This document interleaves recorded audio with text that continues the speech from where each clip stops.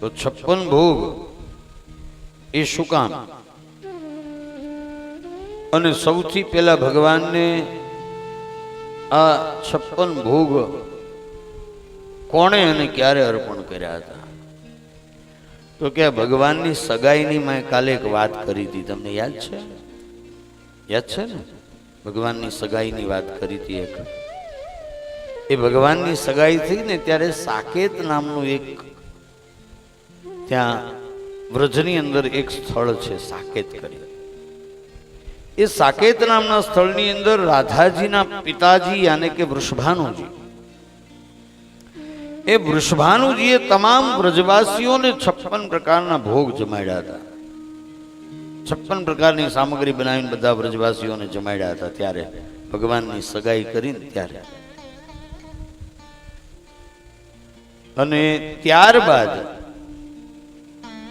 1615 સંવંત 1615 અત્યારે કયું સંવંત ચાલે તમને ખબર છે? કયું ચાલે છે? તો 2000 અને કારતક થી આપણે ગણીએ છીએ એકચ્યુઅલમાં, એટલે 2077 વિક્રમ સંવત ચાલે છે.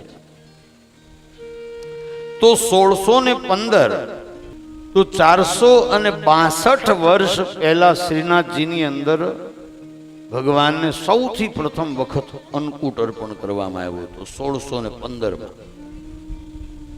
એટલે 462 વર્ષ થયા અને ત્યારથી એ પરંપરા ચાલી આવે છે શ્રીજી બાવાને અન્નકૂટ અર્પણ કરવાની. આજે પણ દર વર્ષે એ કારતક સુદ એકમ થી લઈ અને કારતક સુદ પાંચમની વચ્ચે ભગવાનને અન્નકૂટ અર્પણ કરવામાં આવે છે. બધા મંદિરોમાં લગભગ પાંચમ સુધીમાં અન્નકૂટ થઈ જાય. તો એ અન્નકૂટ એટલે 56 પ્રકારના ભોગ ભગવાનને અર્પણ કરવા. 56 પ્રકારના ભોગમાં એ 56 પ્રકારના ભોગ શું કામ એ ચર્ચા હું કરું છું તમારી સાથે. 1615 માં પહેલો વખત અર્પણ કર્યું હતું, 462 વર્ષ થયા. તો એ 56 પ્રકારના ભોગ શું કામ?